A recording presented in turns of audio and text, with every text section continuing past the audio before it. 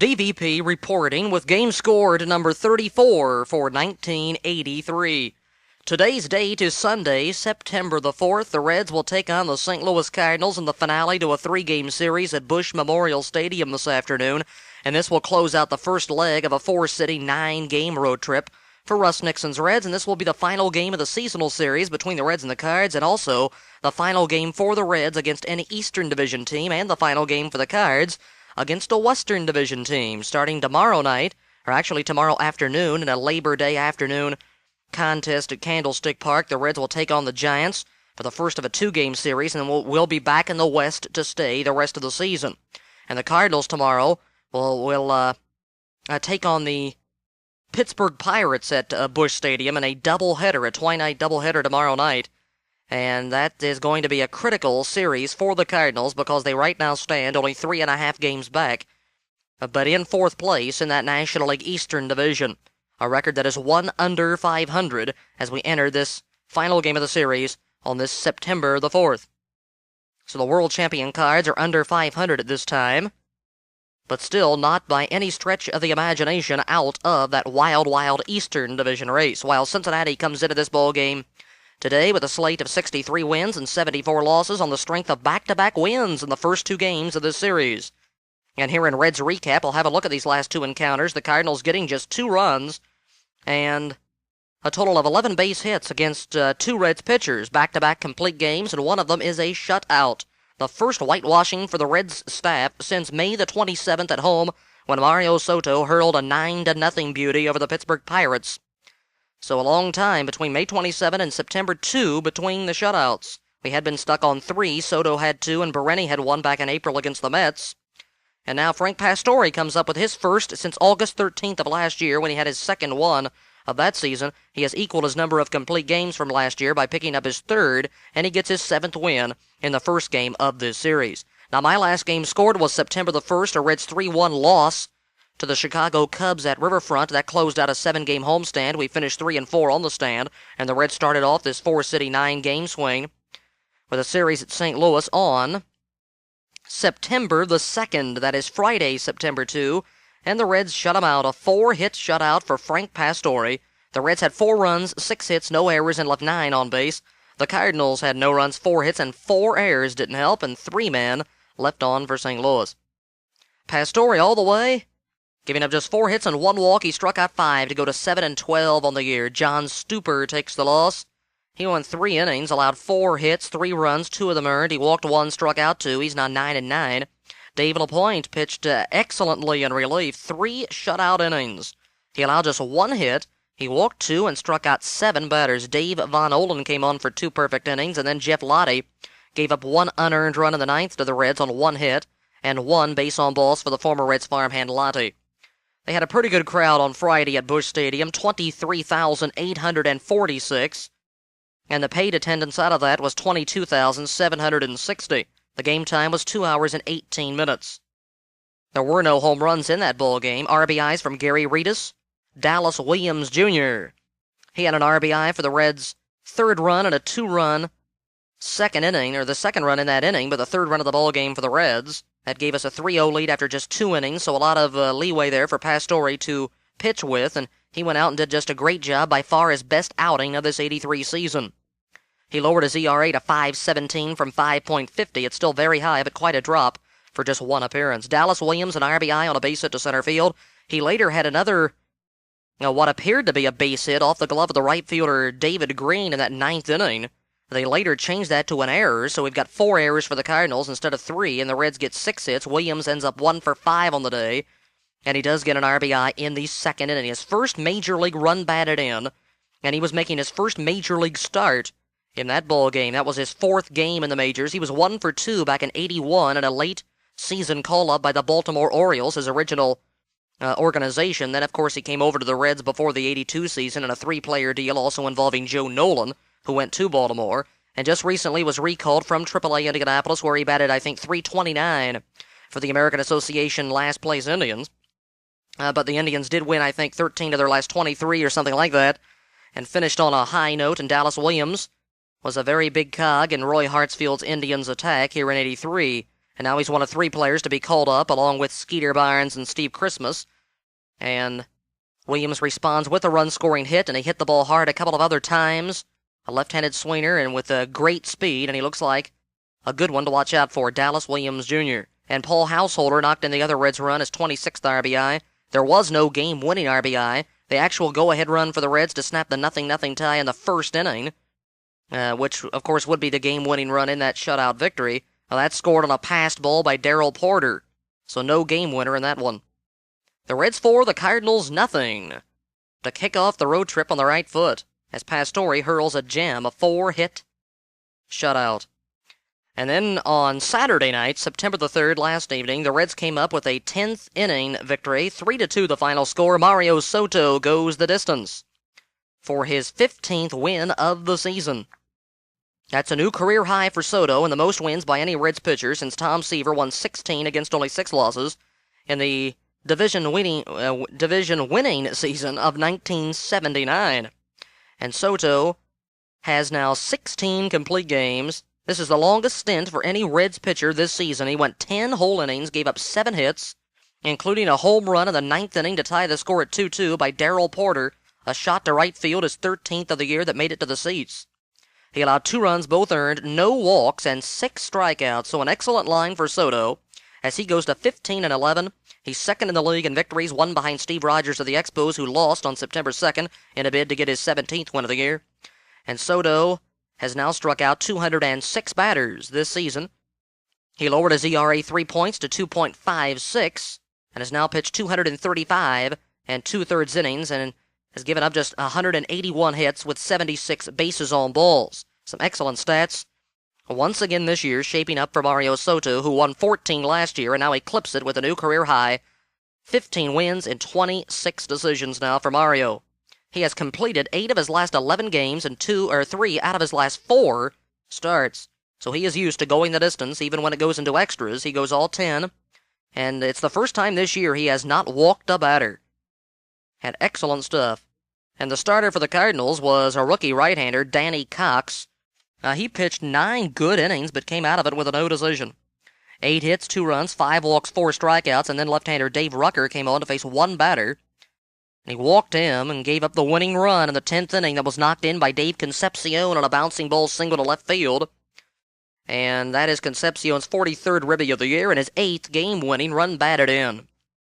And Gary Reedus had put the Reds ahead 2-1 with a home run in the top of the 9th inning, his 15th homer of the season. And it looked like that was going to stand up for possibly his 10th game-winning run batted in, but the Cardinals came back with a solo 2-out homer by Porter off of Soto in the bottom of the 9th, sent it to extras, and the Reds even out their extra inning record now at 5 wins and 5 losses, and that is yet another 1-run win, the 25th such victory for the Reds here in the 83 season, and the 63rd win for the ball club. That is 2 more than all of last year.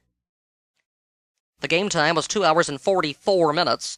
The attendance was 34,798 paid, 36,453 total at Busch Stadium. They saw a good game. The Reds win it in 10, and a couple of 9th inning home runs sent it to the extras. 3 runs, 9 hits with 1 error, 11 men left on base for the Reds. The Cardinals had 2, 7, and 2, and they left 5 men on base. Rucker is the loser. He's 5-2. He walked the man in the 10th inning that came around to score, so he loses it. He had a win against the Reds last week at Riverfront Stadium in a rain-delayed game. So he's 1-1 in his last 2 games, both versus the Reds. And Bruce Sutter came on for 1 inning. He allowed the game-winning base hit, and he struck out 1 batter, no decision for Sutter. And he also committed a costly balk. There was a sacrifice in there for Ronnie Oster, which paved the way for the Concepcion base hit to left field for his 8th game winner of the season. So the Reds are going to try to sweep this series against St. Louis here on September the 4th. And we're going to be doing it behind the slants of left-hander Joe Price, who will be making his first appearance in just about 1 month. He was brought off the disabled list, activated on September the 1st when the roster limit expanded to 40. That way we didn't have to send anybody down for just a couple of days. Of course, Jeff Russell was up in early August to take the place of Price, who was disabled because of a left shoulder injury. And so it worked out all right. The Price came off just around the time that the rosters expanded, so they waited a few days to activate him so they could keep Russell on the roster throughout the rest of this season. And Russell's going to be going in the first game of the series against San Francisco tomorrow. He's a perfect 2-0 in replacing Joe Price in the rotation. That is in 4 starts, a couple of no decisions, and a very good ERA of under 3. And Price has a fine earned run average of .277 and has gone 5-1 in his last 6 games. And of course, he was the pitcher of the month in the month of July, getting 5 straight wins before losing his final time out that month, and had a 1.98 earned run average for July. Hopefully, he'll keep up that type of pitching, and consistency has been his, well, I guess has been his strong point this season. That is the word to describe Price. He's been consistent at home, on the road, against the West, against the East, and just about all the way down the line. And you can compare him probably to any other pitcher, and you probably won't find a more consistent pitcher than Joe Price has been. He's gone 7 innings or more in just about every one of his games. He only went 2 1/3 in his last start on the 6th of August against the Padres in the second game of a doubleheader, and came out of there with some tightening of the shoulder, and that's why he left. That's his shortest outing of the year, but you take away that game, and he's averaging about 7 1/3 or so innings per start, which is outstanding for any starting pitcher. And Russ Nixon has got to be pleased with the production he's gotten out of Mr. Price, who I don't imagine anybody thought would be a starter when the spring games began, and they were grooming him as a starter this season, and it has paid off very nicely with 10 wins and 16 decisions for Mr. Joe Price, second on the team in wins, 5 now behind Mario Soto. And so it's the Reds against the Cardinals in the wrap-up to 3 at Busch Stadium today, and coming off that fine 10-inning 3-2 run victory over the Cardinals behind Concepcion, Soto, and Ritas last night, and hoping to make it 3 straight, and hoping to make it a winning seasonal series against the Cards this afternoon. So Reds baseball coming up from St. Louis, so stick around.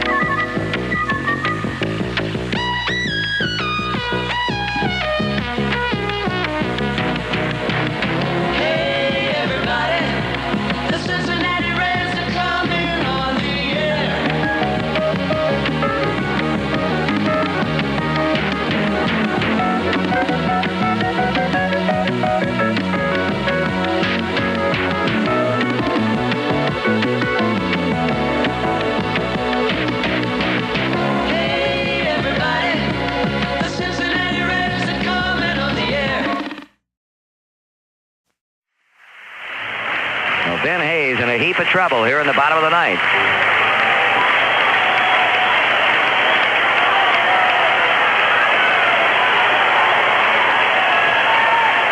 One strike in front of McGee.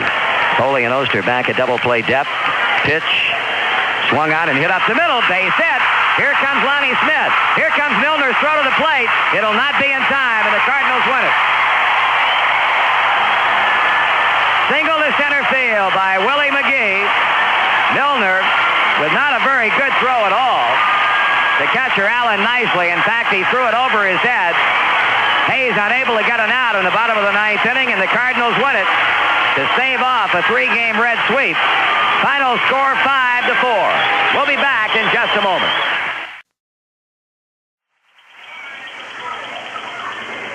For the longest kind of time, it was all Cardinals today. St. Louis jumped on starter Joe Price for 2 runs in the second when George Hendrick homered to left field, his 16th. Then came singles by David Green and Floyd Rayford, and 1 out later a suicide squeeze by catcher Glenn Brummer to get Green in and give the Cardinals a 2-0 advantage. They increased that by another run in the 5th inning when Lonnie Smith scored all the way from second base. When Willie McGee grounded to shortstop with runners moving, they got the force out at second on Ozzie Smith. They tried to get the double play but missed it, and Lonnie kept right on coming to beat Danny Dreesen's throw to the plate and make it 3-0 St. Louis. That's the way it stood when the Reds came to bat in the 7th inning. With 1 out, Dreesen drew the walk. 1 out later, Nick Osaski hit a deep drive that hit the top of the wall in center field, stayed in the ballpark for 3 bases, but Dreesen scored, and the Reds were down 3-1. Cardinals got that back in the bottom of the seventh with 2 out and the base is empty at the expense of Rich Gale when Willie McGee got a walk and George Hendrick doubled to deep left center field. Cardinals were back out in front by 3. But then for the second time this season, Johnny Bench, on a day in which he was honored in a visitor's ballpark, did it again. In the 8th inning today with 1 out, a pinch hit single by Paul Householder, followed by a walk to Eddie Milner, and a pitching change then made by the Cardinals when Andujar was lifted in favor of Bruce Sutter. He struck out Gary Reedus, but Bench came to the plate for Dallas Williams and hit an 0-1 pitch into the seats in left field for his 11th home run of the season to get the Reds even at 4-4. Reds got a base hit with 2 out in the 9th inning by Steve Christmas, his first big league base hit, and then Tom Foley launched a jive toward the power alley in right center, but David Green picked it off to end the Reds' ninth. In the bottom of the ninth, Ben Hayes was unable to retire a batter before the Cardinals won it. Lonnie Smith led off with a double over the shortstop's head into left center. An intentional walk was then issued to Ozzie Smith, and Willie McGee stepped up and laced a single into center field, scoring Lonnie Smith with a game winner. Cardinals had 5 runs, 12 hits, 2 errors, and left 10. The Reds had 4 runs, 7 hits, no errors, and left 5. The win went to Jeff Lottie, his third in 4 decisions. The loss went to Ben Hayes, his third, compared with 4 wins. The Reds now head to San Francisco, having won 2 of the first 3 on this 9-game road trip. They'll hook up with the Giants tomorrow afternoon at Candlestick as Jeff Russell, the rookie right-hander, shoots for his 3rd victory against Giants righty Fred Brining. We'll have the pregame shows tomorrow on most of these same stations beginning at 2:35 Cincinnati time. Again, the final score today in a game that took 2 hours and 28 minutes to play before a crowd of 36,402. The Cardinals 5 and the Reds 4. This is once again DVP reporting. That was Reds announcer Marty Brenneman you just heard, relaying his scores and comments program from up in the booth at St. Louis's Busch Memorial Stadium on this Sunday, September the 4th. The Reds lose it in exciting fashion this afternoon. They came back to tie the ball game on the big Johnny Bench home run that Marty talked about a minute ago. A big 3-run blast for JB to tie it up at 4-4. But the Cardinals won it with nobody out in the bottom of the 9th inning on the base hit to center field by Willie McGee. So the Cardinals avoid being swept in this series. If Cincinnati could have come up with the win this afternoon, it would have been the first series sweep for the Reds over the Cardinals at St. Louis in over 7 seasons. The last time that happened was June 4th, 5th, and 6th back in 1976, a World Championship season. The Reds won 102 games that year, and 3 of those came in a row at St. Louis. That's the last time that has happened, a sweep for the Reds at Busch Stadium. And I tell you, they really annihilated the Cardinals in that series back in 76. They outscored them by a count of 29-4. They won the first game 11-2. The Reds won the next game 5-1, and capped it off with a cakewalk in that 3rd game on June 6th of 76, 13-2, the final score. And the Reds were going after the sweep today, the 3-game series, but they cannot do it. But still, coming out of St. Louis with 2 wins and 3 tries against your World Championship ball club, well, I imagine Russ Nixon has to feel some satisfaction there. And also, this 2 out of 3 that the Reds took in St. Louis assures the Reds of an over 500 record against the East and a 500 record against the Cardinals, and that's exactly what has happened, because we're now finished with the Cardinals and we're finished with Eastern Division play. Let's take a look at these records. The Reds finished with a better than 500 record against the East, 2 over, in fact, at 37-35. That is outstanding. That's one of the best records of any Western Division team against the clubs in the other division. And the Reds finish out at 6-6 against the Cardinals, just like they did against the Cubs and the Phillies. And the Reds were also over 500 against another club in the East. Or I should say they were over 500 against 2 different teams, and they were exactly 500 against 3 teams. And the only ball club that managed to beat the Reds more times than the Reds beat them in the Eastern Division would be the Montreal Expos. The Expos won 8 of the 12 played. Other than that, the Reds had a pretty good time against the Eastern Division, going 6-6 against the Cards, now 3-3 at both cities. So they split the seasonal series all the way around. As the Reds win 3 and lose 3 at Busch Stadium, what with this loss today. And the Reds go 6-6 against Philadelphia. I think that's 3-3 at both cities. And the Reds went 5-1 at Riverfront against the Cubs, and ended up going 8-4 against that team, and they finished out 7-5 against the Mets. That was the first club the Reds closed down with this season. And the Reds finished at 4-8 against Montreal. So that figures to a 37-35 record against the Eastern Division. The Reds are only 26-40 against clubs in the West. And they'll be back in the West tomorrow, starting with an afternoon game against the Giants at Candlestick. 2 at San Francisco, then 2 at Los Angeles, and then 2 games at San Diego. That'll be a weekend 2-game series, and if that sounds strange, well, it is unusual. The Reds are going to have an off day next Saturday. A week from yesterday, it'll be an off day. That's the second off day on a Saturday for the Padres in the last month. It must have something to do with football and the San Diego Chargers plan. I don't know if it does, but it might.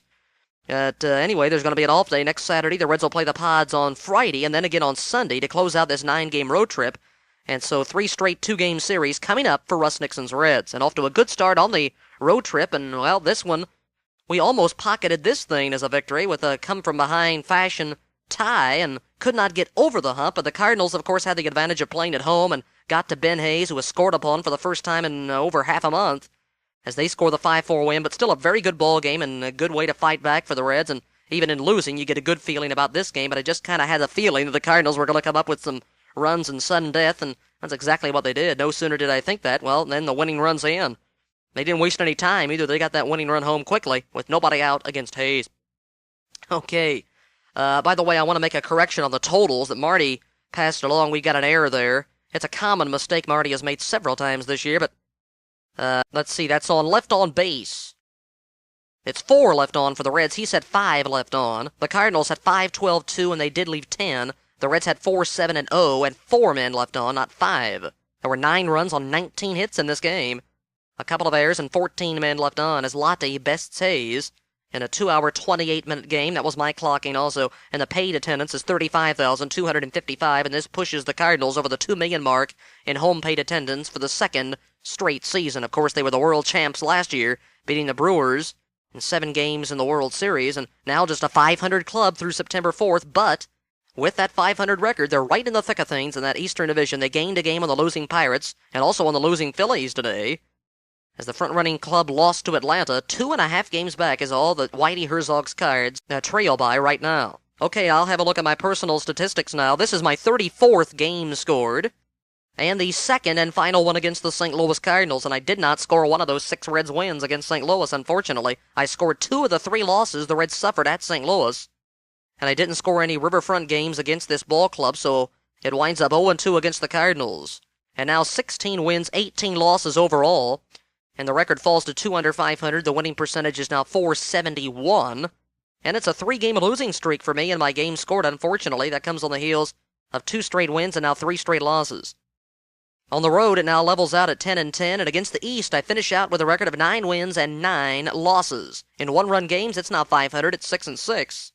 Since the All-Star game, that's .500 now, at 7-7, and now 0-2 for the month of September after going 3-3 for 6 games in August. Last year against the Cardinals, 3 wins, 1 loss, including a victory at Riverfront, and 2 wins against 1 loss at St. Louis.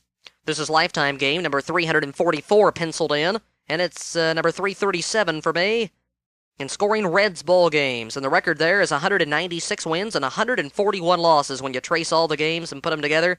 Back to 1975, with this being year number 9, 55 games over 500. That's a .582 winning percentage, but it has dropped over the last couple of years. Combining this year and last season, the record is 8 games under 500 with 36 victories scored, 20 last year, 16 so far this season. And so the winning percentage has dropped off from well over 600 at the end of 81, now to .582 through this September 4th date in 83. In games on cassette tape, 230 in force, 129 have been Reds wins, this being loss number 101. That's still 28 over for a respectable .561 winning percentage back through the championship season of 1979 when the Reds got beaten by the Pirates in the playoffs. And so that's a look at my data here for the 83 season right up to date. And now we'll have a look at the umpires first of all, and then I'll take a look at the lineups. Behind the plate was Jerry Crawford. At first base was Eric Gregg. He's really dropped a load over the last few months. He was out for the first part of this year because he slipped on some ice. I believe is how it went. He slipped on some ice, I guess, in spring training or something. But I don't think he got back into action until just a couple of weeks ago. And Eric Gregg back in uniform, man in blue out there at first base today, and he's a lot thinner. He said he lost, 60, 70 pounds before last year, and that was hardly detectable. But I can notice it now. I think he's dropped some more weight, and he seems to be moving around a little bit quicker out there. So Crawford and then Gregg at first, Frank Pulley at second base, and the crew chief was over at third, veteran arbiter and one of the best in Doug Harvey. Although you can't seem to get a call out of him, and you're in the stands and looking for a safe caller and out call, it's hard to come by. Doug Harvey just doesn't seem to want to call things. That's what I've noticed anyway over the last few months in taking a look at Mr. Harvey. And sometimes when he calls safe, it looks like he's calling out. He's got the fists going each way. But anyway, a very good umpire, and of course he's been around for years. Doug Harvey at third this afternoon. The game was underway about 3 minutes and 20 seconds late. It was a 2:15 scheduled start time. They were underway at 2:18 today, under very hot and humid conditions. Very sultry at St. Louis. It continues to be this way, and just about the whole country has been hit by the heat wave, especially the Midwest, and especially Missouri, too, and the breadbasket states. A 94-degree high today in St. Louis, a low tonight going down to 68 degrees. The loss today for the Reds stops a brief 2-game winning streak, both over the Cardinals in this series. The Reds have still won 3 of their last 5 games and have gone 500 at 6-6 in the last 12 games. The Cardinals stop a 2-game losing streak, and they've won 12 of their last 18 with the win this afternoon. It's Joaquin Andujar against Joe Price, a righty and a lefty respectively, going for the Cardinals and the Reds today. Andujar hasn't won a game against the Reds in over 4 seasons. I'll have more on that later on. Taking a look at the lineups now for the Cincinnati Reds. The leadoff batter is center fielder Eddie Milner. He's back in there for the first time in 5 games. He hurt a groin muscle while going after a Dale Berra double in one of my games scored against the Pirates at Riverfront Stadium on the last homestand. I was late in that game, and he was taken out for a defensive replacement. But he's back in there now. Of course, he suffered a severe groin pull on August 10th last year, which forced him out of action for the remainder of that season. Of course, that was a lost cause last year. The Reds only winning 61 times, and manager Nixon did not want to risk injury to this fine-looking young outfielder, and I think he's my favorite player on the ball club. To tell you the truth, this guy really hustles after everything. He's got great speed, he's got a good bat, and he could be a superstar, I believe. And hopefully he can stay healthy and stay away from those groin problems, which have hurt him a couple of times in the last 2 seasons. He's in his second full year with the Reds, and he's doing a very good job. He's second on the team in stolen bases with 33. And when called upon the pinch hit, he's done okay, 2 out of 5. And as a regular, he's batting at .268. That's against the league, .268 average. He's hit safely in 5 of his last 7 through September the 3rd. 118 base hits, 169 total bases for Eddie Milner. He's contributed with 7 home runs and has knocked in 27. Hasn't had an RBI in a long time. It's been about a month. But be it batting in that leadoff spot, you don't expect many runs batted in from Eddie. You want him to get on, steal the bases, and score a lot of runs. And he's right up there in runs scored and also bases on balls, which is a critical category for the number 1 hitter. He walked once today, that being his 62nd walk of the year. That leads the team by 1 over Dan Dreesen. Dreesen walked 6 times in this series and was 0 for 8 officially.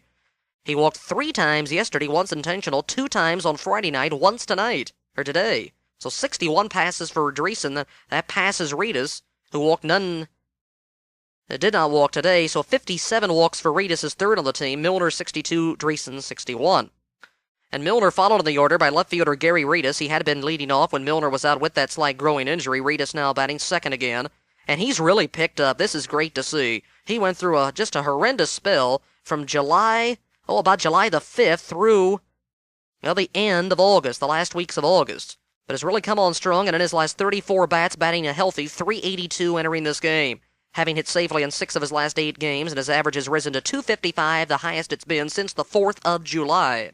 That's really when he hit his dry spell. He did not have any home runs between July the 2nd and, sometime in late August, I guess it was. Finally hit another one in a game at Pittsburgh. Hasn't hit one at Riverfront in a long time.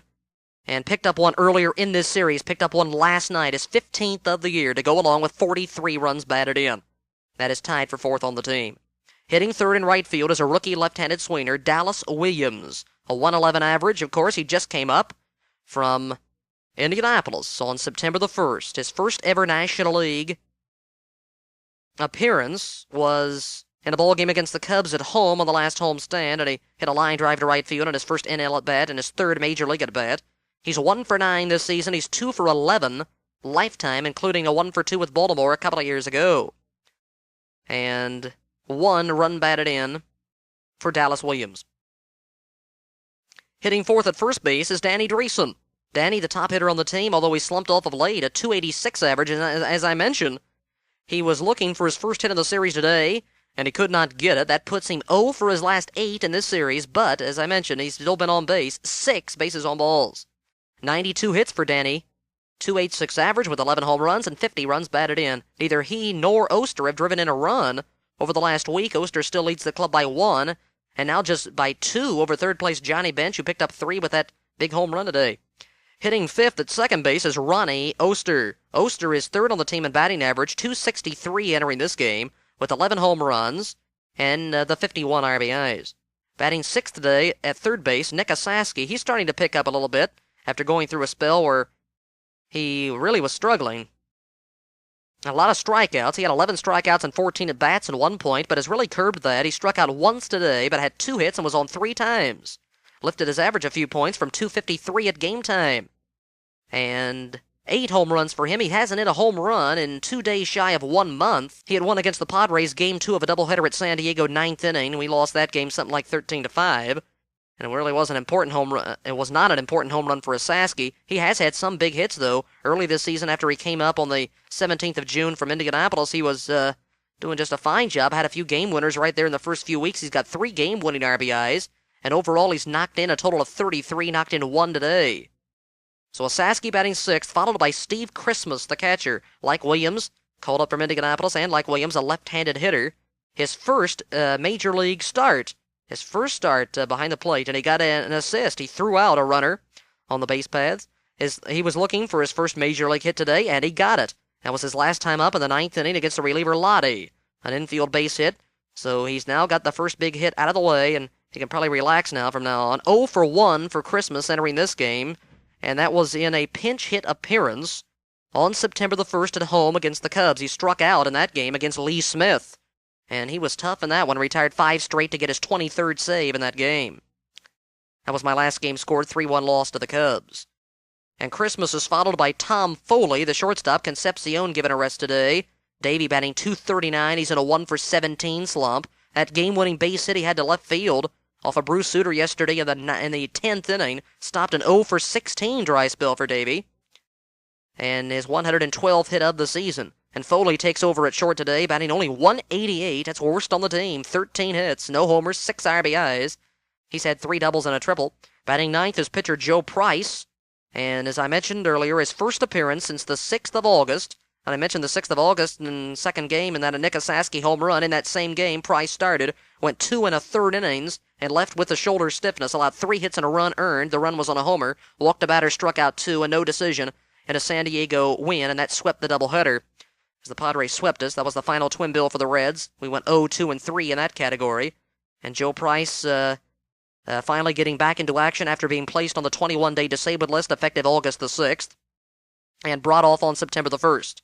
He hasn't had a win since beating the Mets on July 24th, and that was his 5th straight win at that time. Has still won 5 of his last 6 decisions, and 5 of his last 8 games. 2 straight no decisions now for Price with this one. He's 4 for 40 as a hitter, a 100 average, and no runs batted in.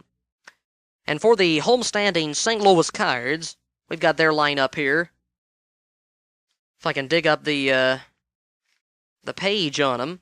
The Cardinals went with the Smith boys as the first 2 hitter in the lineup. First 2 hitters. Lonnie Smith in left field, Ozzie Smith at shortstop. And once again this season, both doing a fairly good job.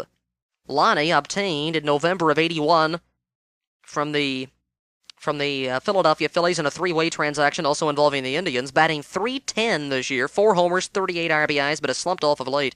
And at shortstop, Ozzie Smith, a .246 batting average, hitting third in center field, Willie McGee. A fine season for this guy. Made his major league debut against the Reds in May of '82, and went on to have a big time in the playoffs and World Series. Was a key factor in the Cardinals winning the pennant and ultimately the World Series. A .295 average for the speedster, 5 homers, 57 RBIs. And E.T., as Howard Cosell dubbed him in the World Series last year, doing a pretty good job in the field. He's a switch hitter. And 2 hits and was on base 3 times. Actually, he was on base 4 times after striking out in the first inning. So McGee contributed today, and of course he had the game-winning base hit. His 5th game-winning RBI of the season. So McGee, a fine center fielder. It seems like every ball club has a good, solid, young center fielder. Or at least one coming up, maybe through the ranks. Take a look at the Reds and Eddie Milner, and we've also got one coming up, and now Dallas Williams, who has joined the team, who can play all over the outfield. Willie McGee for the St. Louis Cardinals. Brett Butler for the Atlanta Braves. It's rumored that he's going to be going to the Cleveland Indians and part of the completion of the Len Barker deal from August the 28th. And a good young center fielder that the Pirates have in Marvell Wynn. He's an excellent one. You've got Bob Dernier of the Philadelphia Phillies. So you go down the line, and it seems like every ball club has a good young one. Also, Mel Hall with the Chicago Cubs. And Bobby Brown and Al Wiggins, a couple of good ones for the San Diego Padres. So it seems like a key position anymore is center field, with a good defense and fine speed out there in that position, which is just about what you have to have. And the Reds have it with, I think, the best in the league, and Eddie Milner. And McGee's a good one, a .295 average, followed by George Hendrick, their first baseman and power hitter. He was up among the league leaders in batting average. He's fallen off a little bit now. 15 home runs for him to top the team. 78 RBIs leads the team. Had a homer, 2 more RBIs today to add to those figures. And a good .318 game-time batting average for Mr. Hendrick, the former Indian and Oakland A and San Diego Padre. They got him in May of '78 for Eric, formerly Harry Erasmussen, who is now with the Kansas City Royals. And Hendrick last year led the Cardinals in home runs. The Cardinals were last in the league in homers. They even hit 15 fewer than the Reds did, only 67 long ones for the world champs last year, as opposed to Harvey's Wallbangers, the Brewers, the other club in the World Series last season, who banged out 216 to lead the majors. So it was the long and the short of it in that department. This season, the leader has now 16 for the Cards, and George Hendrick, he had 19 all of last year. Hitting fifth in right field is David Green, a former Milwaukee Brewer farmhand, and he was a big reason why Keith Hernandez was traded. I guess actually the main reason. Hernandez, of course, traded on the June 15th date. That was the end of the interleague trading period, of course, and Hernandez going to the New York Mets in the deal for Neil Allen, and also Rick Ownby in that deal, who was assigned to Louisville. And Green, they just had to get a position for him. Manager Whitey Herzog just loves this guy. David Green, a fine power-hitting right-handed hitter, and doesn't really impress you a whole lot in the field, or at least he didn't in this series. And he had 3 hits today to raise his average from .280.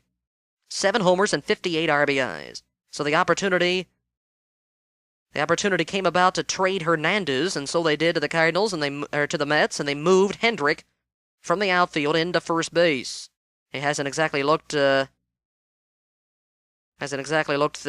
great over there at first base. Has made some shabby plays, but I guess overall has done the job at first. But they need his bat in there, and today 2 extra base hits and 4 trips and a big home run.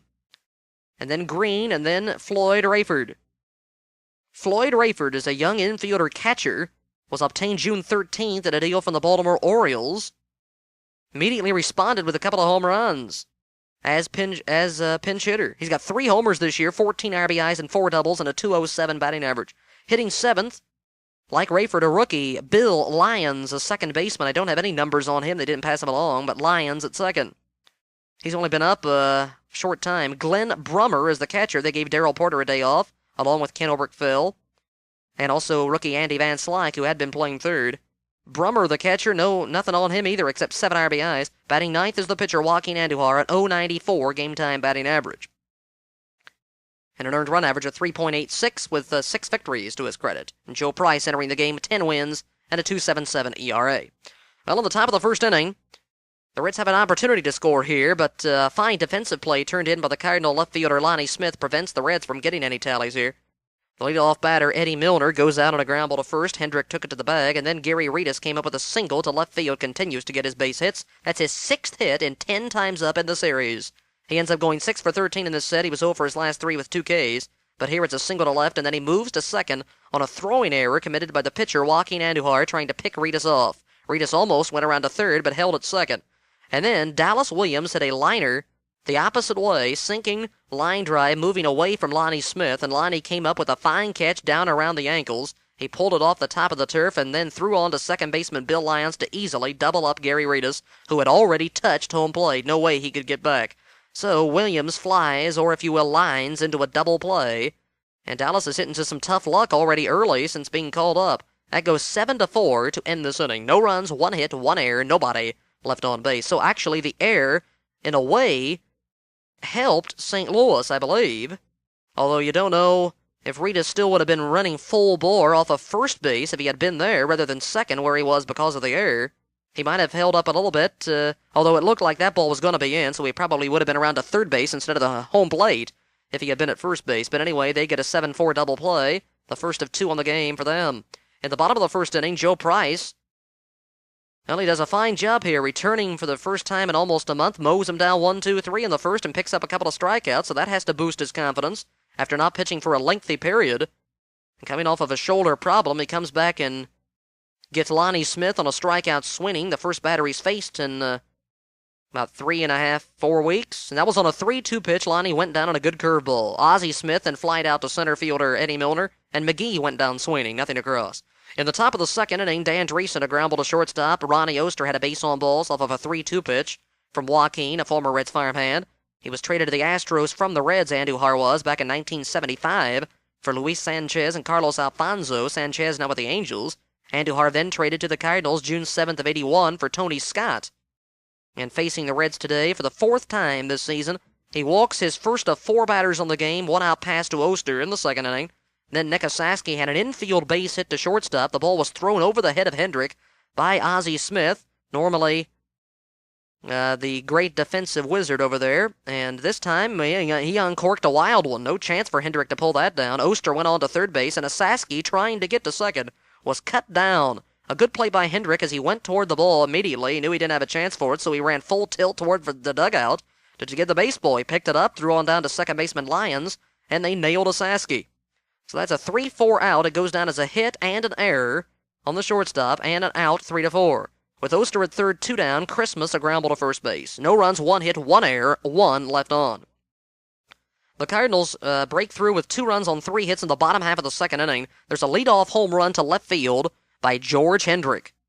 And he hit that thing up into the seats in left field. That is his 16th homer of the year, giving him his 79th run batted in of the season, the 12th home run that Price has allowed, and his 3rd in his last 3 games. So Hendrick gives the Cards a 1-0 lead, and then there's back-to-back base hits. David Green has a single to left center, and Floyd Rayford on the first pitch dumps one into left center also, first and second now for Bill Lyons, and he hits a fly ball to right field. That's deep enough to get the man at second, Green, to third as Williams made the catch. First and third, 1 out, 1 in for Glenn Brummer, and the suicide squeeze is on, and it works perfectly as Brummer bounces the ball back to the pitcher on the bunt attempt, and there's no chance for Price to throw out Green to the plate. He scores. It's a sacrifice bunt, 1-3. Going to second is Rayford. Brummer is out, and no official at bat there. It's an RBI for Glenn, his 8th of the year. And so that's the second run of the game, and then Joaquin Andujar has a first pitch ground ball to shortstop, and that is Foley on to Dreesen. They get 2 runs, 3 hits, a home run, and a perfectly executed suicide squeeze. No errors, 1 runner left on.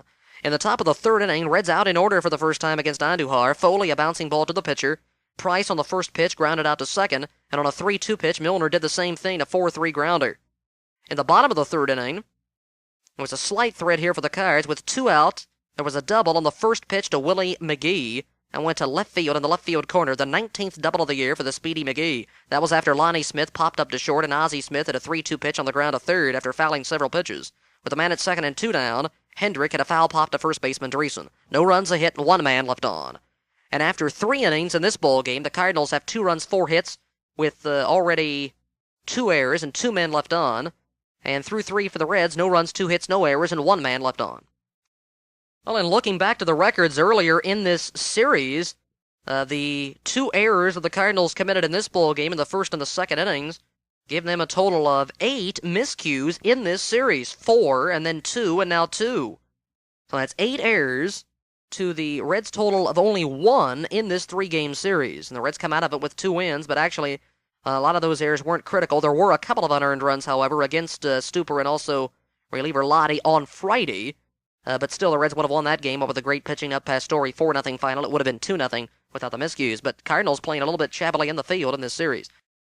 I'm 1/3 of the way through my recap for this particular ball game on the 4th of September here in 1983, my 34th broadcast for this season. The Cardinals lead it after 3 innings, a 2-0 score, and now we go to the top half of the 4th frame. The Reds are retired 1-2-3 for Andujar, or by Andujar, for the 2nd straight inning.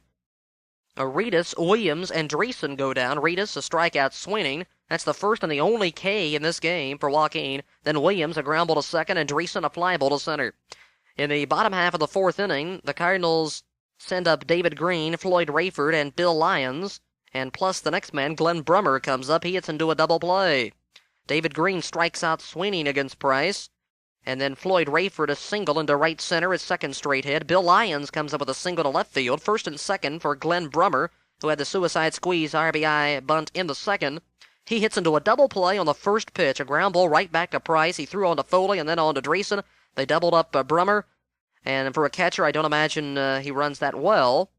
And so that goes 1-6-3. Double play for the Reds. No runs, 2 hits, no errors, 1 runner left on. That's the only DP for the Reds in the game, and that is number 103 for the Reds this season. And so after 4 innings, it's still 2-0 Cards. In the top of the 5th frame, there was a pop-up to second base off the bat of Ronnie Oster, and that made it a total of 8 straight outs for Andujar. That is broken up on a base on balls issued to Nick Osaski off of a 3-2 pitch, but then Steve Christmas hit into a double play. Like Brummer, the inning before, it goes 1-6-3, and like Brummer, it was on the first pitch. Christmas hitting into the 1-6-3 job, the second of the game for the Cardinals. So no runs, no hits, a walk, no one is left on. In the bottom of the 5th, St. Louis expands its lead to 3-0, and it's kind of a strange way to get a run in here. It was a force play with a runner at second base, and the man scored all the way from second. To start it off is Joaquin Andujar, and it's strange enough to see this guy on base. He walks on a 3-2 pitch, and really no excuse for that. Price missed badly with a fastball way outside on a 3-2 delivery. That is the first time this year Andujar has walked. An .094 average. He can't have more than 1 or 2 hits this season. Well, he might have 3 hits at most. And the first time he's been on with a free pass. The first time also he's walked as a Cardinal, which dates back to June of 1981. After going to the Cards from the Astros.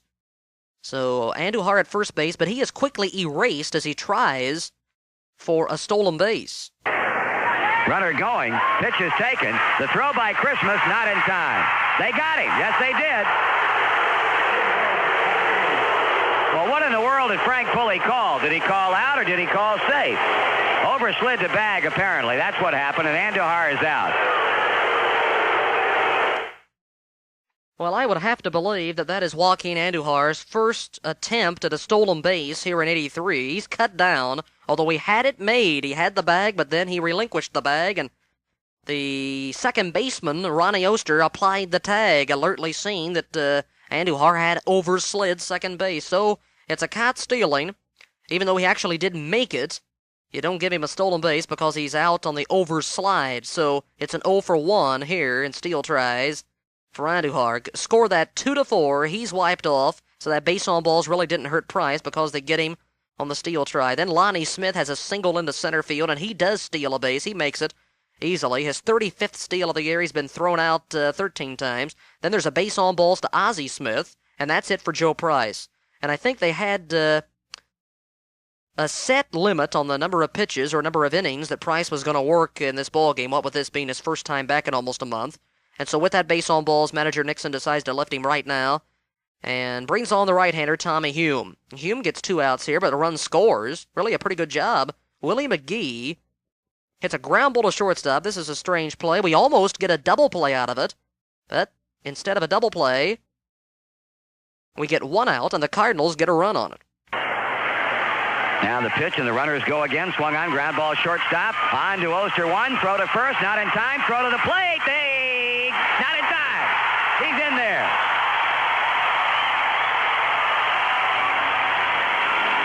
Lonnie Smith, he just kept right on churning around third base. With the runners moving, the ball was slapped to shortstop. Foley threw on to Oster. They called out on Ozzie Smith, and Whitey Herzog not happy about that call. The throw from Ron to Dreesen took Danny to the home plate side of the bag, and it was high. And Dreesen immediately unloaded to Christmas, and Lonnie slid in under the tag to give the Cardinals a 3-0 lead. So that's kind of an odd way to get a run batted in, but that is how Willie McGee got one. A force out. He beats the throw at first. If he had not beaten the throw at first base, he wouldn't have had the run batted in, and of course it would have been an inning-ending double play, but that good speed got him safely there at first. And then Dreesen threw to Christmas, and they just missed getting Lonnie, who came full bore around second base, but the runners were moving, and boy, without the runners moving, it might have been a double play, and well, they definitely would not have scored, but Lonnie had the head start and came all around to the plate and scored. So it's a 6-4 force out of Ozzie Smith. Very close play down there that Herzog wasn't happy about. And so it is an RBI for McGee, even though it's just an infield grounder. That is run batted in number 58 of the year for Willie.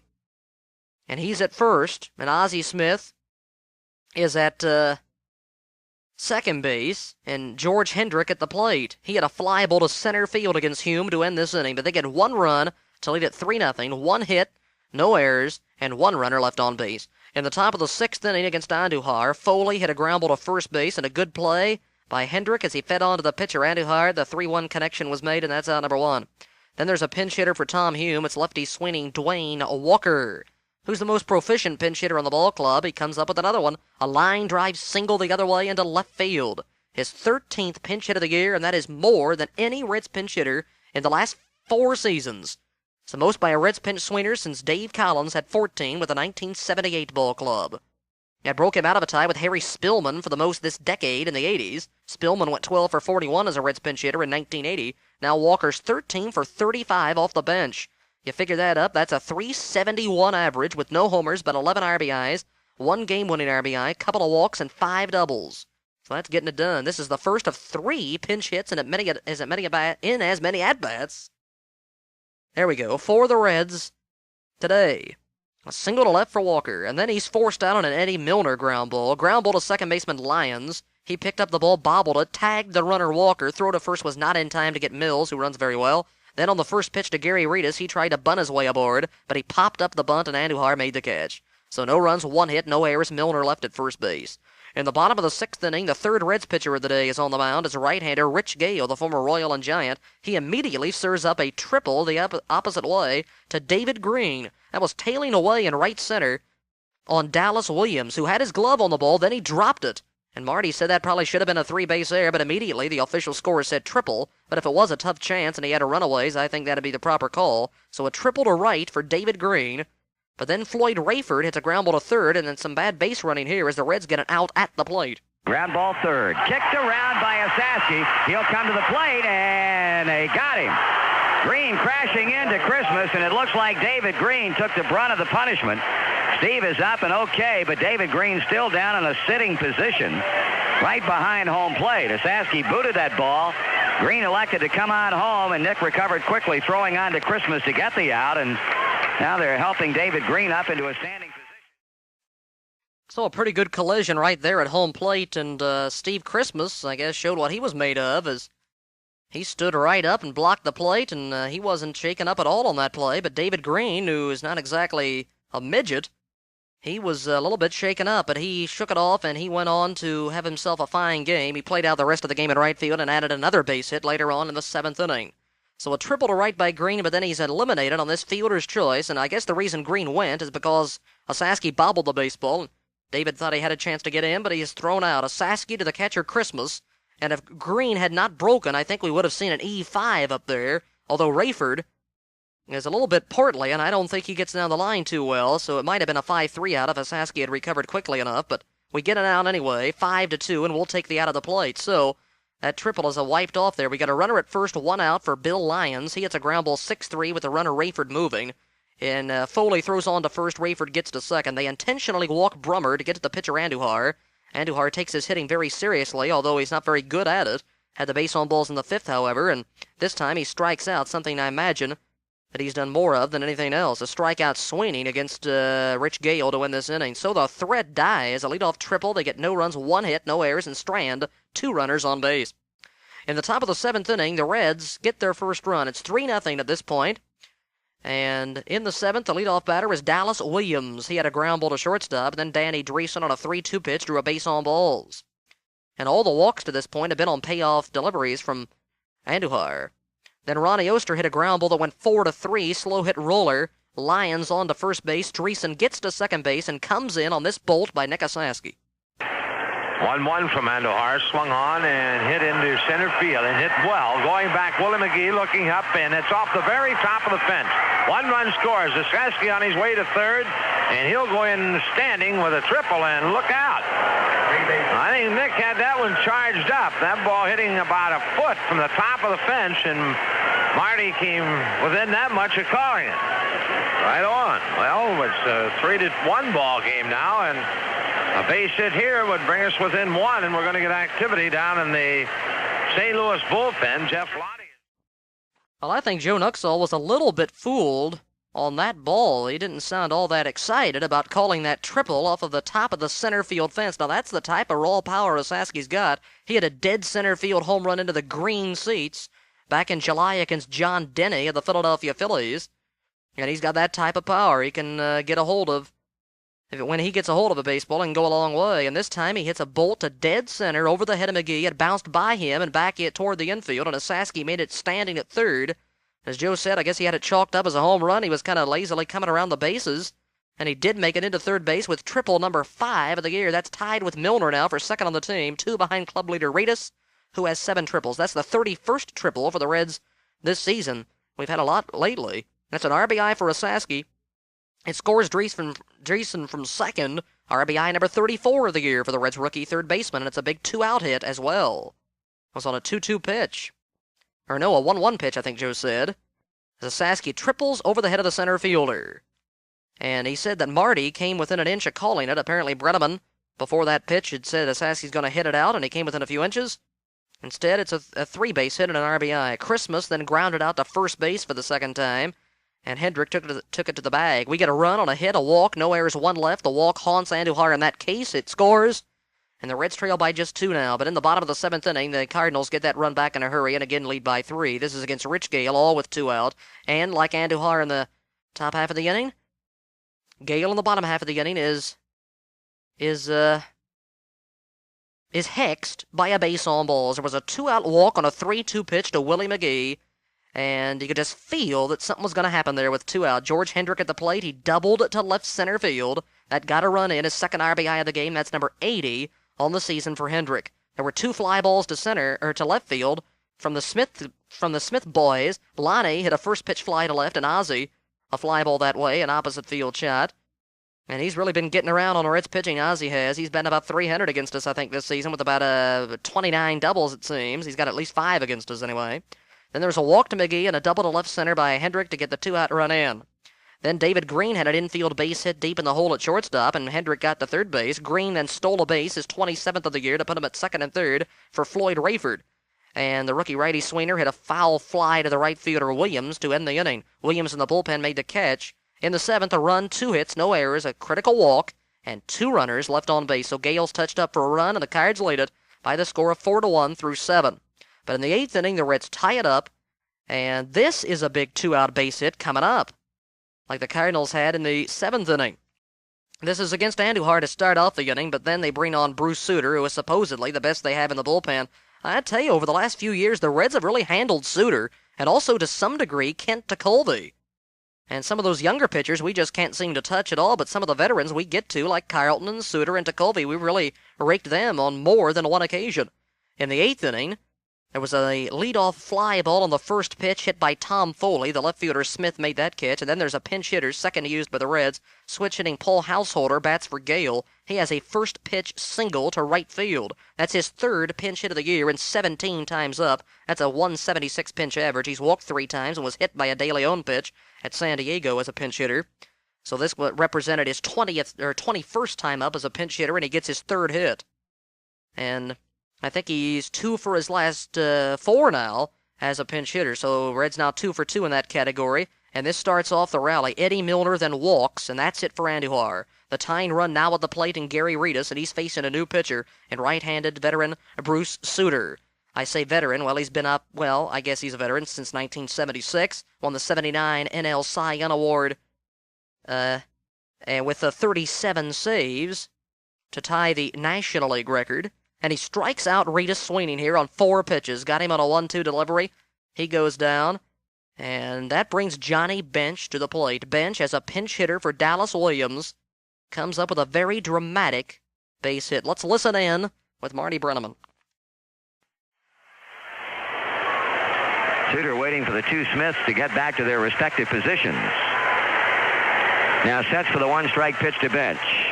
John swings, and he sends it back into deep left field. We have got a tie ball game. Johnny Bench hits his 2nd pinch hit home run of the season, and both pinch hit home runs have been on days in which they have honored him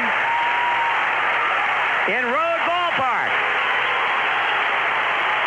We start from scratch, and Bench has done it again, and brother, what a flair for the dramatic.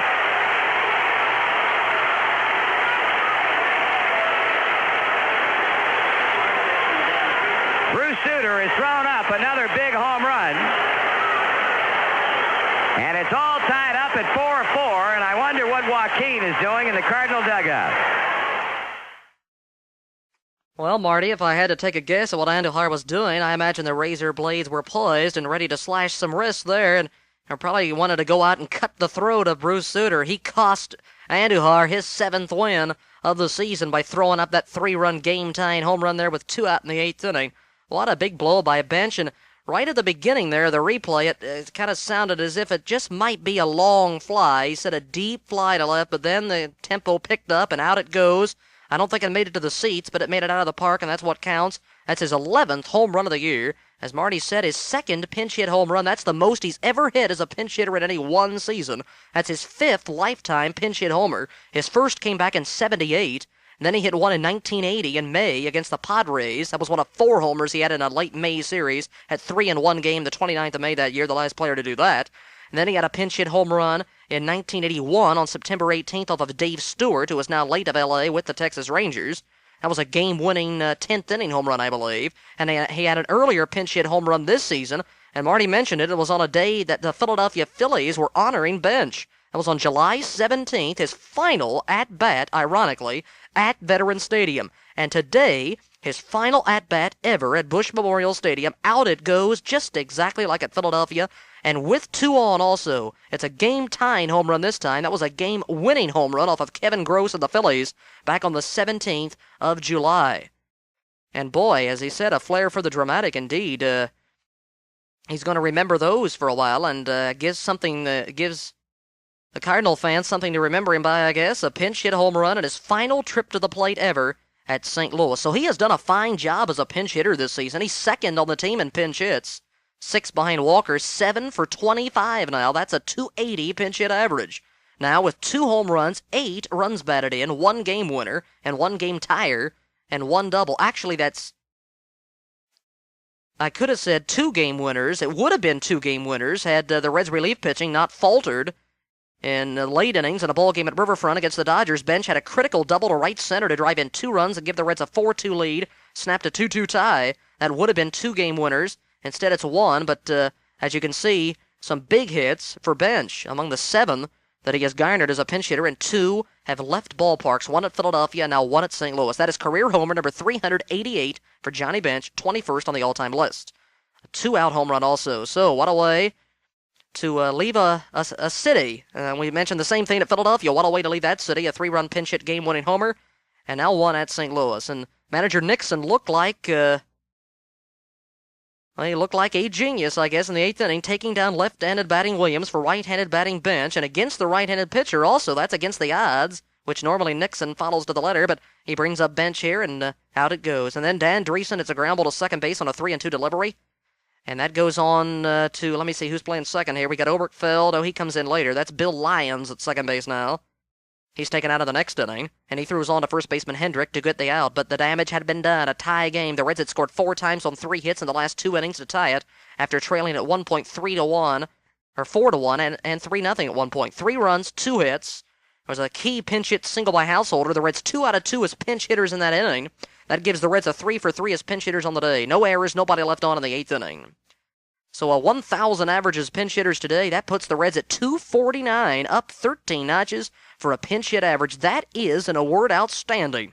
If you can bat, I believe, above 230, which is something the Reds have not been able to do the last few years, that is outstanding as a club pinch hit average. The Reds hit 227 as pinch hitters last season, and I think just about exactly the same in 81, and they only hit 220 and 80 as pinch hitters when we had Spillman with those 12 hits. And now 249 with 72 total bases as pinch hitters. And that figures to a 389 slugging average. So the Reds are doing better as pinch hitters than they are overall against the league, which is somewhat unusual, highly unusual. The Reds have used 211 pinch hitters with the 3 today, with now 5 pinch home runs. That's the most this decade, in the 80s, that is. That eclipses the 4 pinch homers, including 1 by Bench, that we had in 1980. 2 by Spillman, 1 by Auerbach that year. And we had a couple of pinch homers, I think, last season. And we've got 34 RBIs for pinch hitters now, 19 between the top two, Bench and Walker combined, including 2 game winners, 3 game-winning RBIs, 11 doubles, no triples, 21 walks, 44 strikeouts, some of the pinch-hitting stats. And going back to the middle of the July 11th game, the Reds are batting .321 as pinch hitters, 25 for the last 78. And that's getting it done. So now let's go to the bottom half of the 8th inning, and it's reliever Ben Hayes on the mound. I believe it is. Ben Hayes goes the 8th inning. And he faces a pinch hitter, lefty swinging Steve Braun, batting for Lions. He had started yesterday in left field, and Braun can play third and all over the outfield and some at first. He hits a ground ball back to the pitcher. And then there's another pinch hitter, lefty swinging Dane Orge, another versatile guy, first baseman, third baseman, outfielder, batting for Brummer, and a sometime starter. He had a 3-2 pitch in the air, a pop-up foul to the third baseman Osaski. 2 down for yet another pinch hitter, the third in a row. And it's another lefty swinger. Catcher Darrell Porter, batting for Suter, did a terrible job in relief. Porter, a first pitch pop-up on the infield, cut by Oster to end the inning. So 3 pinch hitters go down, and they were 0 for 3 as pinch hitters today in 1 inning, unlike the Reds 3 for 3. No runs, no hits, no errors. In the top of the 9th inning, the Reds trying to break the tie here against a new pitcher and right-handed former Reds farmhand Jeff Lottie.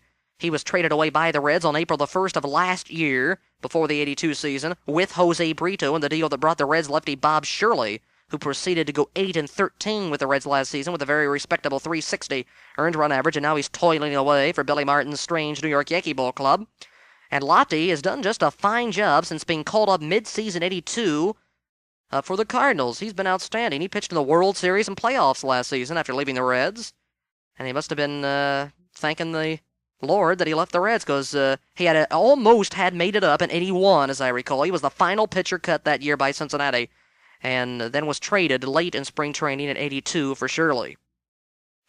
And Lottie comes on here and gets 3 out of 4, eventually gets the win, and he is the star of the game with Joe Nuxall. He was talking about the Cardinals' chances. He said they have a very good chance, and of course they do, with being only 2.5 back. He talked about this big series coming up tomorrow and how critical it's going to be to take 2 out of 3 in that series, including a doubleheader tomorrow at Busch against those front-running Pittsburgh Pirates. A critical series for St. Louis coming up, the first big test as they go back into the Eastern Division to stay. Ronnie Oster leads off the 9th, a fly ball to center. Nick Osaski looks at strike 3. I was hoping to get him through this whole game without a strikeout, but it can't be done. And then we got Steve Christmas coming up here. He hits an infield base hit.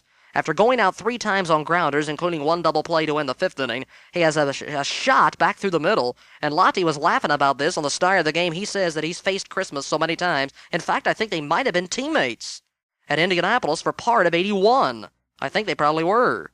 And lefty batting Christmas has a rocket shot off the glove or hand of Lottie. He was all right. He continued the rest of the inning. And it deflected all the way to the shortstop, Ozzie Smith. He could not throw him out. And Christmas got the baseball back. His first major league base hit in at-bat number 5 in the major leagues. An infield safety off of Jeff Lottie, of all people, former Cincinnati Reds property. And then Tom Foley hit a fly ball the other way to the right fielder. That actually is not just a fly ball, that's a drive into right center, a shot that is caught on the run by David Green. A nice catch there.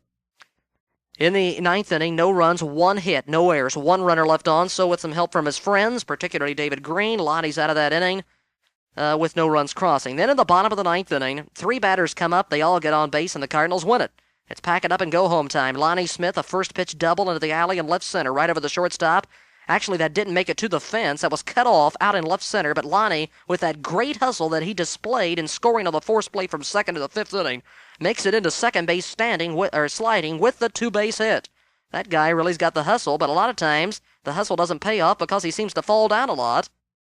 This time he makes it into second all right with the 2-base hit. A key base hit to start off the inning, and Hayes immediately in the vat. He's in hot water right now. They intentionally walk Ozzie Smith. Osborne's put on with a free pass, his second walk. The second intentional walk given by Reds pitchers. First and second, none out for Willie McGee. He ends it on the second pitch to him. He ropes a single into center field. Eddie Milner came up and threw the ball completely over the head of the new catcher, Alan Nicely, who's come on after Kelly Paris went in to run for Steve Christmas. Christmas lifted for the PR in the 9th inning.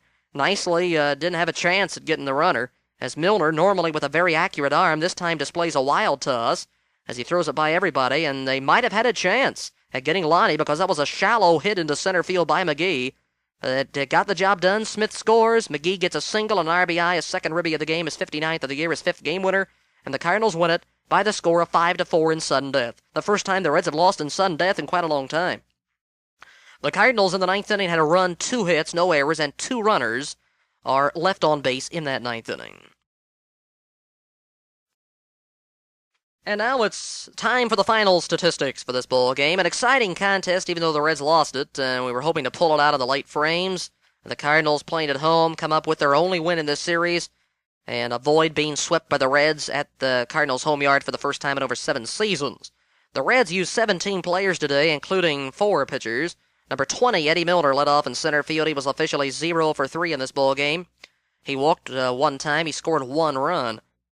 And Milner on the year has fallen off to 266. That's a drop of 2 points. This is his first start in about a week. He's hit safely on 5 of his last 8. 118 hits, 444 at bats, slugging average now of .381. Batting second in left field is Gary Aridas. And he is number 2. 1 for 4 today. That puts him 6 for 13 in the series. It also makes him 14 for his last 38 at bats, .368 average in that period. That's over his last 9 games, in which he has had 2 or more base hits 6 different times. 7 of his last 9, Gary has hit safely in. He's now got 97 hits, 172 total bases. He leads the team in slugging average. He bypassed Dreesen the other day with that home run, a .453 average, and slugging down a couple of points. So Aridas 1 for 4 today, and no runs or RBIs. Batting third in right field, Dallas Williams. He is number 30. He was 0 for 3 today. That puts him at 1 for 12 this season with the Reds, .083, a batting average. And also hitting third, pinch hitter Johnny Bench, number 5. What a big hit he had. Pinch hit home run in the 8th inning, so 1 for 1 with a run scored, 3 RBIs for JB. His average jumps 3 points to .252. He's got 75 hits now, 298 at bats, 127 total bases. A slugging average, it jumps up make that .012. 426 is his slugging average. That's third on the ball club. And Bench is followed in the lineup by Ben Hayes, and Hayes coming on to pitch the latter innings in the number 3 position. He's inserted in that slot. No time up for Hayes. Number 22 is Danny Dreesen at first base, batting 4th. Danny leads the team in batting average at .283, but it's down 3 points. He was nothing for 3 today. Walked 1 time, and he scored 1 run. So .283 for Danny, 140 total bases, 92 base hits, slugging average of .431, second on the club. Batting 5th at second base is Ronnie Oster. He was 0 for 3 today. That puts him at 0 for his last 13. He's also in a 2 for 28 slump. He walked once today. So we got to get Oster back up there into the 270s. He's dropped off to 261. He's got 127 hits to top the team, 486 at bats, and 186 total bases. His slugging average now stands at .383. Batting 6th at third base is Nick Osaski. Good day for him. 1 strikeout, 1 walk, 2 hits, 3 official at bats, and he knocked in 1 run. Osaski's average is now up to .258. And .258, that puts him, would you believe, 4th on the team. That is 4th from the top in batting average on the Reds. 65 hits, 252 at-bats for Osaski. He's hit safely in 6 of his last 8 games. He has 107 total bases, a slugging average of .425. Batting 7th is the catcher, Steve Christmas, number 8. And Steve today, 1 out of 4. With his first major league hit, he's now 1 for 5, a .200 average as the major leaguer. Number 17, a pinch runner, Kelly Paris, nothing across. He drew several throws from Lottie in that 9th inning. Did not get himself picked off, though. He does have 4 stolen bases in 6 attempts, and a couple of those as a pinch runner, I believe. And Paris, as a batter, is only hitting at .213. 19 out of 89. He's got no homers, 6 RBIs, and 5 doubles. Batting 8th at shortstop is Tom Foley. I've also got to mention Alan Nicely in here. Nicely batting 7th, late entry as a catcher. He's number 4. Nothing across for him. Nicely batting .226, 21 out of 93. And now number 10, Tom Foley, shortstop. 0 for 4 for him. He drops off to a team low 178 on his average, down 10 more points. He's only got 13 hits this year and 73 at-bats. He's done a good job in the field, though. And he has 1 stolen base. Batting 9th, the pitcher, Joe Price. He was 0 for 1 today. He's now 4 for 41 on the year and 0.98 average. Number 47, Tom Hume, pitcher, nothing to cross. He's 0 for 3 as a batter. Number 26, Dwayne Walker, pinch hitter, 1 for 1. That pushes his overall batting average up to 234. He had dropped way down to 230 before that pinch hit. He's got 65 total bases, 45 base hits, 13 of those as a pinch hitter. So 234 against the league overall, 371 as a pinch hitter. And he's got a couple of home runs, 25 runs batted in, 12 doubles and a triple. Number 32, Rich Gale, pitcher, nothing to cross. No at-bats for him, but his last at-bat resulted in a strikeout. I want to say 2 at-bats ago. A home run for him, a 2-run homer at Riverfront against the Cubs. So he's got a homer, 3 RBIs, and at least 2 hits. He's also had a double. And he had an RBI on a bases-loaded catcher's interference against the Astros back in April. Number 21 is Paul Householder, a pinch hitter and later in right field. 1 for 1 for him, and he scored 1 time. His average is .252 now. He's hit safely in 7 of his last 10 and 14 of 22 games. 76 hits, 301 at-bats, and 113 total bases. He's got a slugging average of .375. And so those are the players for the Reds, positions 1 through 9. The Reds had 31 at-bats today with 4 runs, 7 base hits, 4 RBIs, and no errors. Now for the homestanding St. Louis Cardinals, number 27, Lonnie Smith, led off in left field. And he had himself a 2 for 5 afternoon. He also scored 2 runs. And some good hustle for Lonnie. Scored that winning run for him. Number 1, Ozzie Smith at shortstop, batting second. He was 0 for 3 officially, walked 2 times. Hitting third in center field, Willie McGee, number 51. He was 2 for 4 with a base on balls. He knocked in 2, and he scored 1 time. Hitting fourth at first base, George Hendrick, number 25. He was 2 for 4, like McGee, and also like Willie, he knocked in 2 runs and scored once. Batting fifth in right field, number 22, David Green. A good day, 3 out of 4, 2 singles and a triple. And Green scored 1 run, a nice catch in the field in the ninth. Batting sixth at third base is Floyd Rayford, Rayford, number 12. And he was 2 for 4 in the game, was on base 3 times, however. 2 for 4 for Rayford. Batting seventh at second base is Bill Lyons, Lyons, number 30. 1 hit in 3 at-bats for the rookie. Taken down for number 26, Steve Braun, who as a pinch hitter was over 1. And number 10, Ken Oberkfell, late entry at second base, no time up. Number 11, batting eighth, is Glenn Brummer, the catcher. He was officially 0 for 1 with a sacrifice and a base on balls, 1 RBI. Number 19, Dane Orge is a pinch hitter, 0 for 1. And number 32, Jeff Lottie, pitcher, no time up. Batting ninth, Joaquin Andujar, pitcher, number 47, 0 for 2 and a caught stealing. Number 42, Bruce Sutter, pitcher, no at bat. Number 15, Darrell Porter, pinch hitter, catcher, 0 for 1. He stayed in the game to catch the last inning or 2. 33 official at bats for St. Louis. They had 12 base hits on the day. Scored 5 times 5 RBIs with a couple of errors by Smith and Andujar. That's Ozzie Smith. Now some pitching lines for Cincinnati.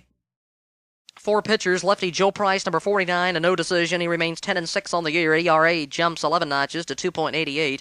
He gave up 3 runs, all earned on 7 hits in 4 1/3 innings today. Allowed 1 home run. He walked 2 batters, struck out 3. And on the season now, he's pitched 144 innings, has given up just 118 hits, 46 runs, all of those earned. He has walked 46 and has struck out 83. Has allowed 12 homers, 21 starts, 5 complete games, no shutouts yet for Joe Price. So Price has won 10 of his 21 games, and as he went on the disabled list, he had won exactly half of his games, 10 out of 20, and had lost just 6. Against the St. Louis Cardinals, he's 3-1 lifetime, finishes up 1-0 against them this year in 2 starts, was 0-1 against the Cards last season, and he made 1 start versus St. Louis, his only start of the year. He made 4 relief outings against them also with an .066 ERA. He lost that start on May 2nd.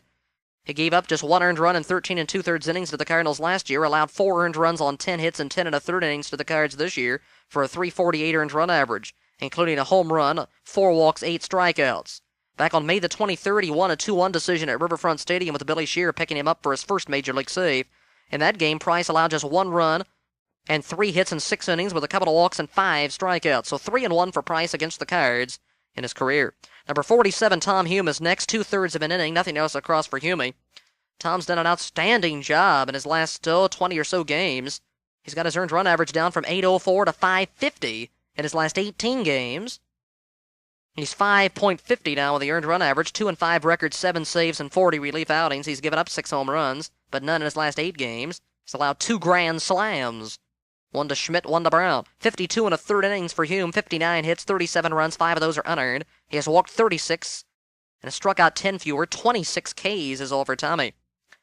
Number 32, Rich Gale's next. 2 innings, 3 hits, a run earned, 2 walks, and 1 intentional walk, 1 strikeout. Gale on the year has been in 29 games, this being his 22nd relief outing. No complete games or saves.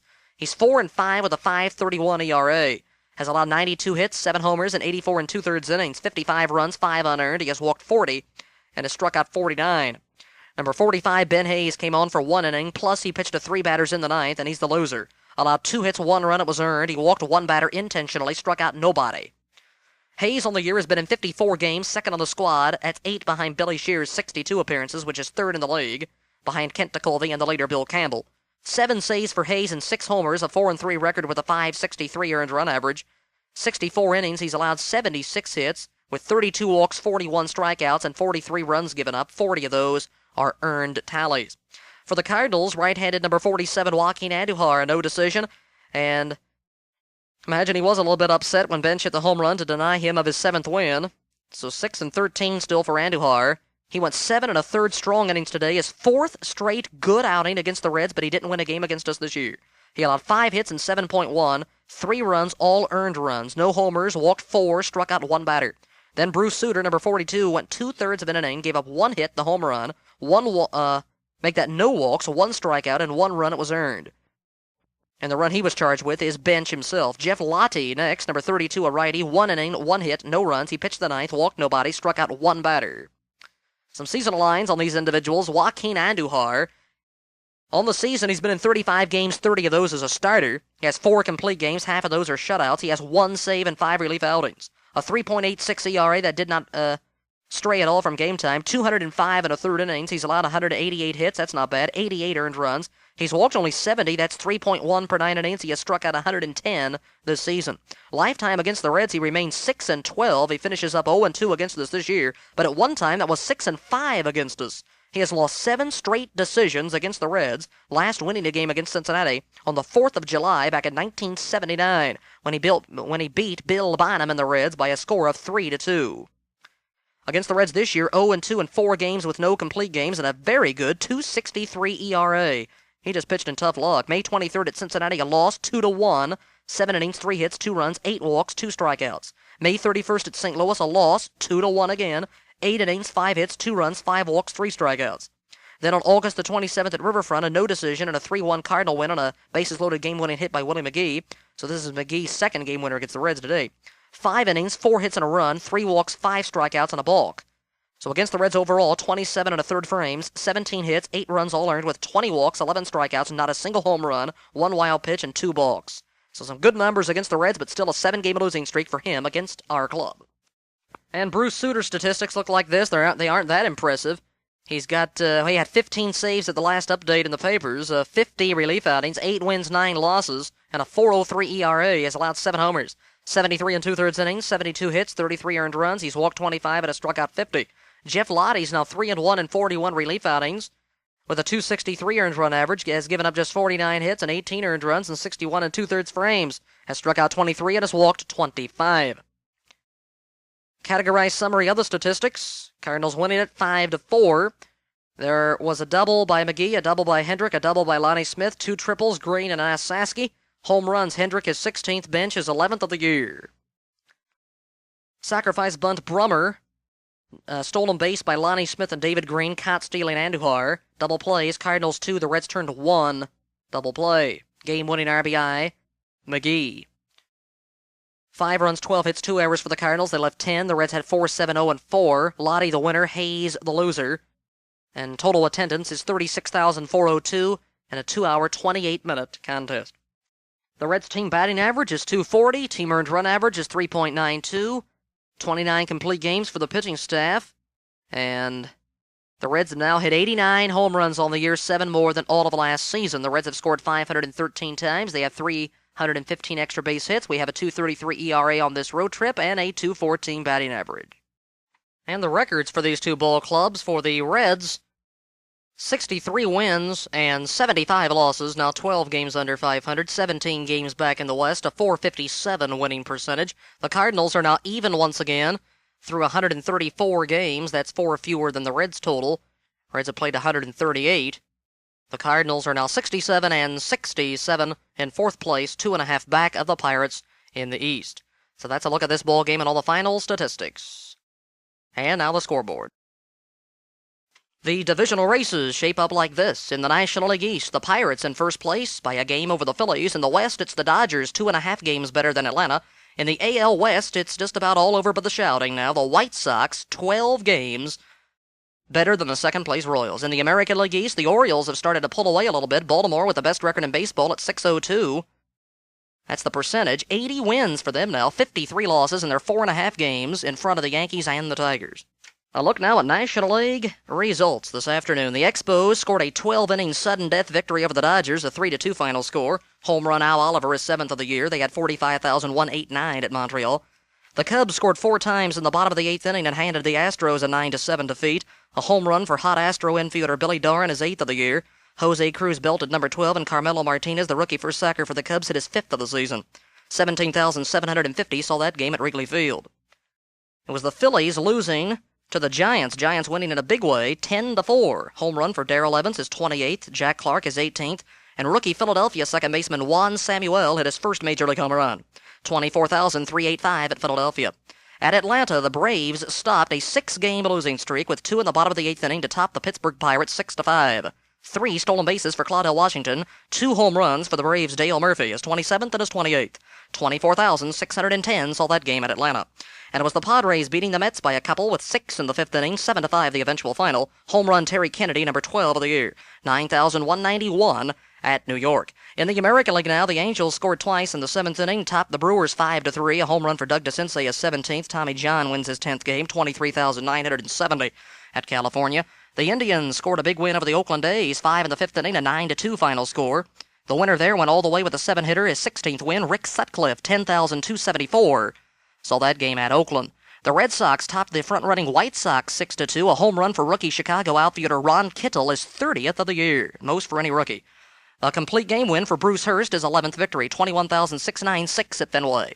The Rangers over the Kansas City Royals 3-2. As Dave Stewart got the win, the newest Texas Ranger. He's 2-1 since going over. 13,872 saw that game at Texas. The Mariners played the Yankees at Seattle, and 2 home runs for Steve Henderson was not enough. His 8th and his 9th of the year, the Yankees topped him 4-3 behind Ron Guidry's 17th win and Rich Gossage's 17th save.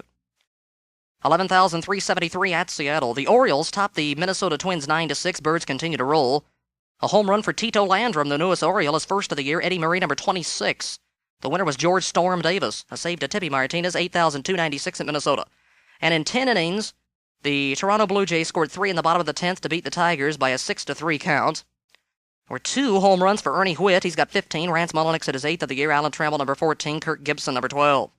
They had 43,158 in the seats at Toronto. That's a quick look at the Major League scores, and again the final score from St. Louis this afternoon. The Cardinals avoid being swept, a 5-4 final. Cards over our Reds today in 2 hours 28 minutes in front of a total crowd of 36,402. Until next time, so long. This is DVP reporting.